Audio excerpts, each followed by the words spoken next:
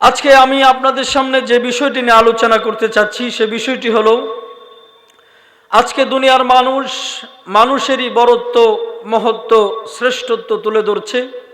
মানুষ মানুষেরই গুণগান গাইছে, মানুষ মানুষের দিকেই কথা বলছে।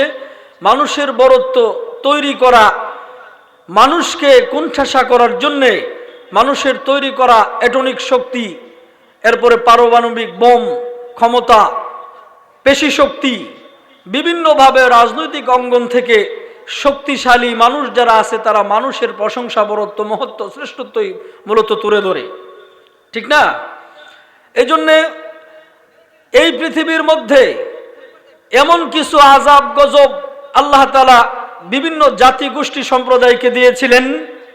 তারা শক্তির বড়াই করে ক্ষুধাদ্রোহিতায় লিপ্ত হয়েছে, কোরআন সুন্নাহর বিরোধী আকীদা লালন করে দেশ এবং জাতিকে নিয়ে বিষোদ্গার করে মুসলিম জাতিকে নিঃশেষ করে দেওয়ার জন্য অত্যন্ত গুরুত্বপূর্ণ একটি নিছক ভূমিকা পালন করেছে দেশের অমুসলিম ওয়েস্টার্ন দেশগুলোর বিভিন্ন রাষ্ট্রনায়কগণ।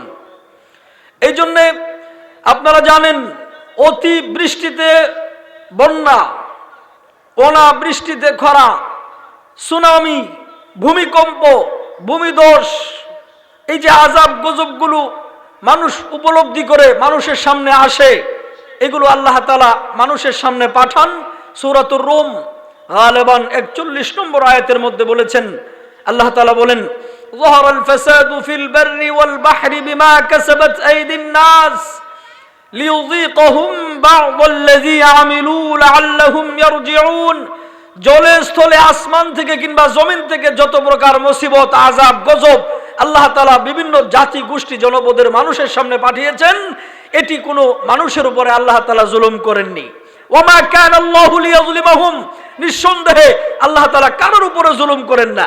ওয়ালাকিন কানু আনফুসাহুম ইয়াযলিমুন, আমরা গুনাহগার, পাপাচার, বিভিন্ন পাপের সাথে সম্পৃক্ত হওয়ার কারণে আমরা এটাকে অ্যাপ্লিকেশন করে এই গুনাহগুলো করে পাপাচার, ক্ষুধাদ্রোহিতা, আল্লাহর অবাধ্যতা পোষণ করার পরে আল্লাহ তাআলা জমিন এবং আসমান থেকে আযাব গজবগুলো মানুষের সামনে পাঠান। বুঝতে পারছেন? এই জন্য আমরা অত্যন্ত শক্তিহীন, দুর্বল মানুষ, এরপরেও আমরা আমাদের শক্তিকে প্রয়োগ করতে চাই দুর্বলের উপরে, ঠিক না বেঠিক? রাজনৈতিক পাওয়ারে বলেন, ক্ষমতার পাওয়ারে বলেন, ফিনান্সিয়াল ভাবে অর্থনৈতিক পাওয়ারে বলেন, আজকে মানুষ দুর্বলের উপরেই আক্রমণ, দুর্বলকেই নিষ্পেষিত করা, দুর্বলকেই মানুষ মাজলুম বানায়, ঠিক না বেঠিক? যেমন করে আমরা দেখেছি বিগত সময়ে ক্ষমতাসীন মানুষগুলো, বিরোধী দলীয় যত শ্রেণী পেশার মানুষ আছে দেশে, প্রত্যেকটা মানুষের উপরে তারা জুলুমের স্টিম রুলার চালিয়েছে, ঠিক না বেঠিক? এরা তো মাত্র 3.5 হাত বডির মানুষ, আল্লাহ তাআলা দেখিয়ে দিয়েছেন, পরিবর্তন করেছেন। এটা তো মাত্র একটা নমুনা দেখেছেন।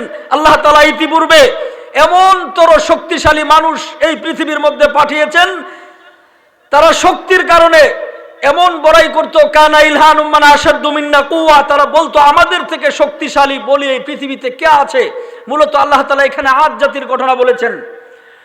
আদ ছিল একজন ব্যক্তির নাম, আদ ইবনে আউস ইবনে ইরাম ইবনে সাম ইবনে নূহ, হযরত নূহ আলাইহিস সালাতু ওয়াস সালামের প্রপুত্র।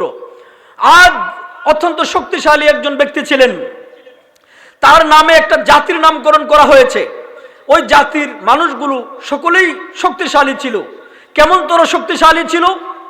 ওয়ায়াহমিলুনা সুখুর ওয়ায়ুলকুনা আলা মান খিলাফিহিম, বড় বড় পাথরের চাঙর ধরে ধরে পাহাড় থেকে মানুষের দিকে ঢিল দিত, এক পাথরের নিচে চাপা পড়ে পিষ্ট হয়ে 50-60 জন মারা যেত, এত শক্তিশালী মানুষ ছিল।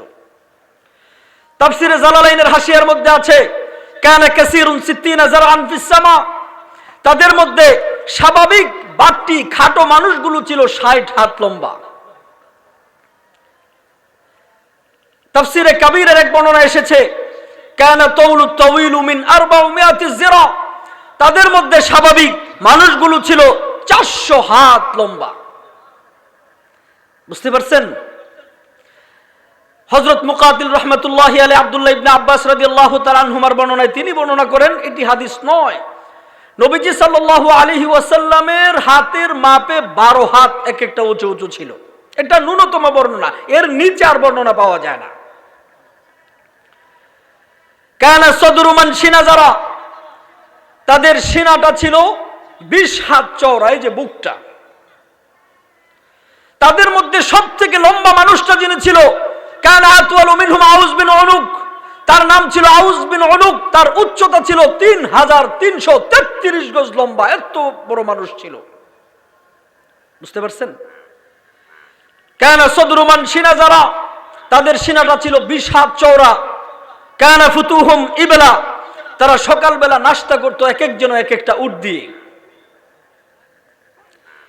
কানা মাদারিবুহুম বিশজারা, তারা যখন মানুষের সাথে ঝগড়া বিবাদে লিপ্ত হতো, বড় বড় তাল গাছ, খেজুর গাছ, বট গাছ 2 হাত দিয়ে টান দিয়ে তুলে কাঁধে নিয়ে মানুষকে ধরে লয়ে যেত, এত বড় শক্তিশালী ছিল।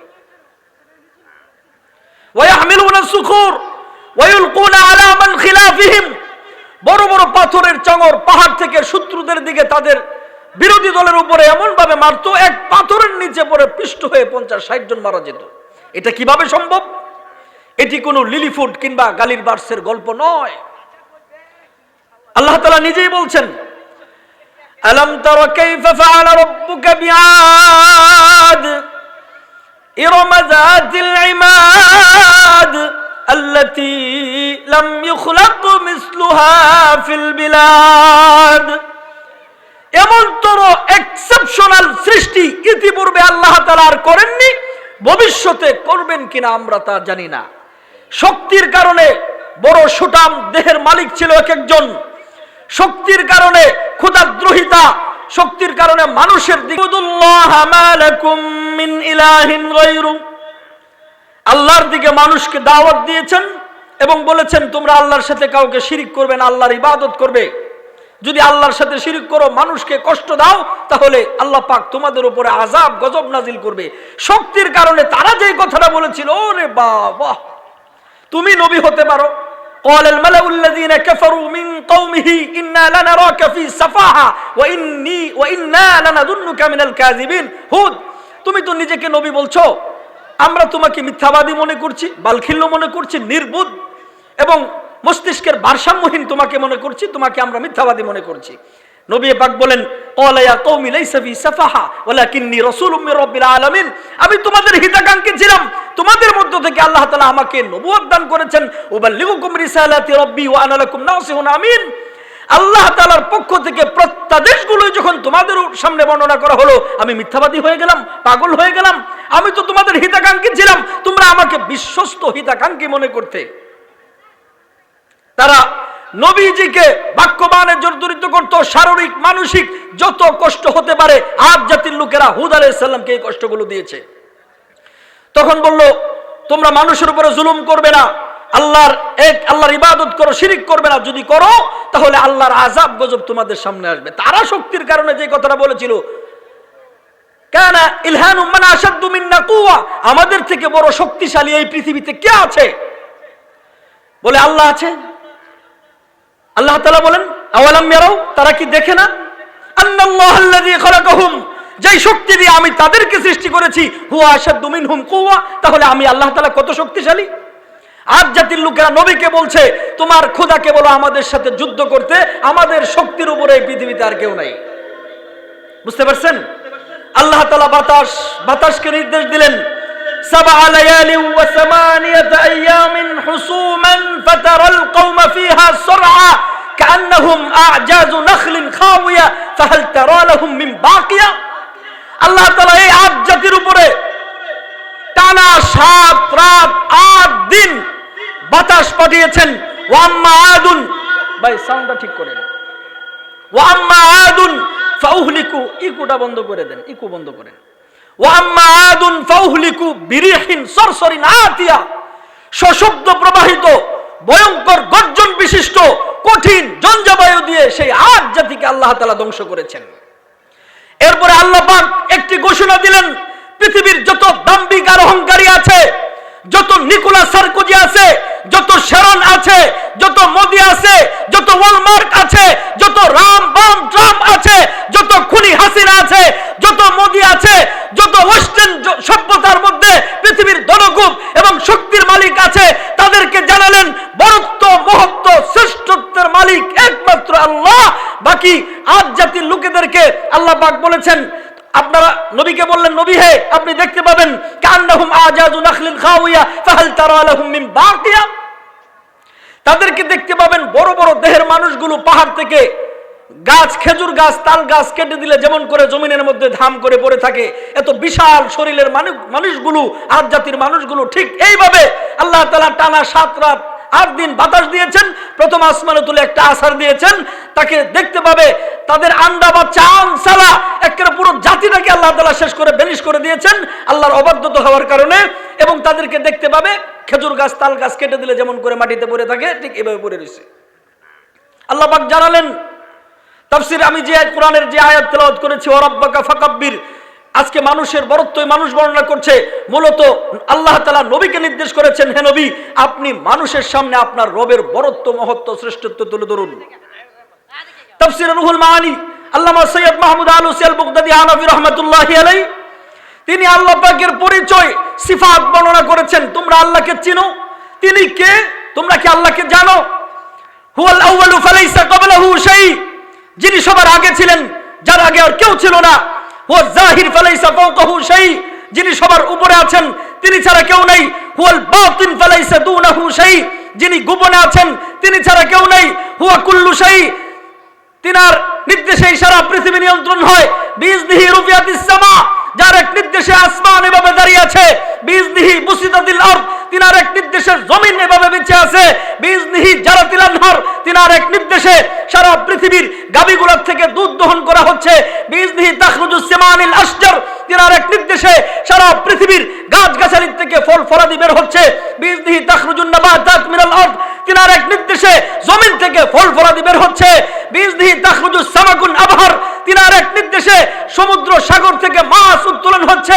বিইজনিহি ইয়াখরুজুন নূরু মিনাশ শামসাইন, তিনার এক নির্দেশে চন্দ্র সূর্য থেকে আলো বের হচ্ছে। তিনি যখন আবার দ্বিতীয়বার নির্দেশ দিবেন, ইদা শামসু কুওয়িরাত, সূর্য আলোহীন হয়ে যাবে।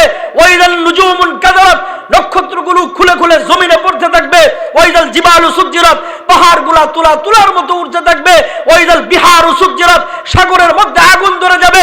ওয়াইদাল কুবুরু বুসিরাত, সেদিন কবরের সমস্ত প্রাণীগুলো উপরে উঠে চলে আসবে। ভয়ঙ্কর প্রলয় কিয়ামত কায়েম হবে, যার এক নির্দেশে সারা পৃথিবী সৃষ্টি, তিনার আরেক নির্দেশে সারা পৃথিবীর ধ্বংস। তিনি হচ্ছেন বরত্ব, মহত্ব, শ্রেষ্ঠত্বের মালিক। ওয়া রাব্বাকা ফাকাব্বির। মুআজ্জাজ হাজিরিন, হুয়া খালিকুনা, তিনি আমাদের সৃষ্টিকর্তা। তিনি শুধু আমাদের সৃষ্টিকর্তা নয়, হুয়াল্লাযী খালাকা মিনাজ যাররা ইলাল জিবাল, যাররা থেকে পাহাড় পর্যন্ত তিনি একাই সৃষ্টি করেছেন। ওয়া মিনাল কাতরা ইলাল বিহার, এক ফোঁটা পানি থেকে শুরু করে সমুদ্র পর্যন্ত তিনি সৃষ্টি করেছেন। ওয়া মিনাল ইবরা ইলাস সারুক, একটি সূচ থেকে শুরু করে রকেট পর্যন্ত তিনি সৃষ্টি করেছেন। ওয়া মিনান নামলা ইলা জিবরাইল, একটা পিপিলিকা থেকে শুরু করে জিবরাইল আমিন পর্যন্ত তিনি সৃষ্টি করেছেন। ওয়া মিনাল ফারশি ইলাল আরশ, জমিন থেকে শুরু করে আল্লাহ পাকের আরশ পর্যন্ত তিনি সৃষ্টি করেছেন। হুয়া মালিকুনা, তিনি আমাদের মালিক। তিনি শুধু আমাদের মালিক নয়, মালিকুল হায়াতি ওয়াল মাউত, তিনি আমাদের হায়াত ও মৌতের মালিক। মালিকুল ইজ্জা ওয়াজ জিল্লা, তিনি আমাদের ইজ্জত বেইজ্জতের মালিক। মালিকুত তারাক্কি ওয়াত তানাজ্জুল, তিনি আমাদের উন্নতি অবনতির মালিক। মালিকুস সিহহা ওয়াল মারদ, তিনি আমাদের সুস্থতা অসুস্থতার মালিক। মালিকুল গিনা ওয়াল ফাকর, তিনি আমাদের দরিদ্রতা সচ্ছলতার মালিক। মালিকুদ দ্বীন ওয়াদ দুনিয়া, তিনি আমাদের দিন দুনিয়ার মালিক। তাফসীর রুহুল মাআনি, হুয়া ইয়ালামু খায়িনাতাল আয়ুন ওয়া মা তুখফিস সুদূর, কার চোখের দৃষ্টি কোন দিকে যাচ্ছে, কার দিলের মধ্যে কোন কথা আসতেছে, উদ্ভাবিত হচ্ছে, সেই খবর আল্লাহ পাক জানেন। 1 মিনিট শেষ করে দিচ্ছি। হুয়াল্লাযী খালাকা মিনাজ যাররা ইলাল জিবাল, জাররা থেকে পাহাড় পর্যন্ত তিনি সৃষ্টি করেছেন। ওয়া মিনাল কাতরা ইলাল বিহার, এক ফোঁটা পানি থেকে শুরু করে সমুদ্র পর্যন্ত তিনি সৃষ্টি করেছেন। হুয়া ইয়ালামু খায়িনাতাল আয়ুন ওয়া মা তুখফিস সুদূর, হুয়া ইয়ালামু আদাদান নুজুম ফিস সামা, আকাশের মধ্যে কতগুলো নক্ষত্র রাজি আছে তার সঠিক সংখ্যাগুলো তিনি জানেন। হুয়া ইয়ালামু আদাদা কাতরাতিল আমতার, আকাশ থেকে পানির ফুটা বৃষ্টি বর্ষণ হচ্ছে, সেই কাতরা কাতরা বৃষ্টির ফুটার পানির সঠিক সংখ্যাগুলো তিনি জানেন। হুয়া ইয়ালামু আদাদা আওরাকিল আশজার, এই পৃথিবীতে কতগুলো গাছ হবে, সেই গাছের মধ্যে কতগুলো পাতা হবে তার সঠিক সংখ্যাগুলো তিনি জানেন। হুয়া ইয়ালামু আদাদা কাতরাতিল বিহার, সারা পৃথিবীর সাগর সমুদ্রের মধ্যে কত ফুটা পানি আছে, কাতরা কাতরা ফুটা ফুটা পানির সংখ্যাগুলো তিনি জানেন। হুয়া ইয়ালামু আদাদা রামাল ফিল মারমালা, সাগরের অতল গহ্বরে বালু রসিকা আছে, কি পরিমাণ বালু রসিকা আছে, কত মিলিয়ন বালু রসিকা আছে তার সঠিক সংখ্যাগুলো তিনি জানেন। হুয়া ইয়াসমাউ দাবিবাতান নামলা আলা সাখরাতিস সাম্মা ফি লাইলাতিজ জালমা, অন্ধকার রজনীতে কালো পাথরের উপরে কালো পিপিলিকা চলতেছে, সেই পিপিলিকাকে আল্লাহ পাক দেখতে পান, তার পায়ের আওয়াজ শুনতে পান। কোন উদ্দেশ্যে পিপিলিকা চলছে মহান রব্বুল আলামিন সেই পিপিলিকার মনের উদ্দেশ্য জানেন। তাকে বলা হয় বরত্ব, মহত্ব, শ্রেষ্ঠত্বের মালিক। ওয়া রাব্বাকা ফাকাব্বির। নাসরুম মিনাল্লাহি ওয়া ফাতহুন করিব।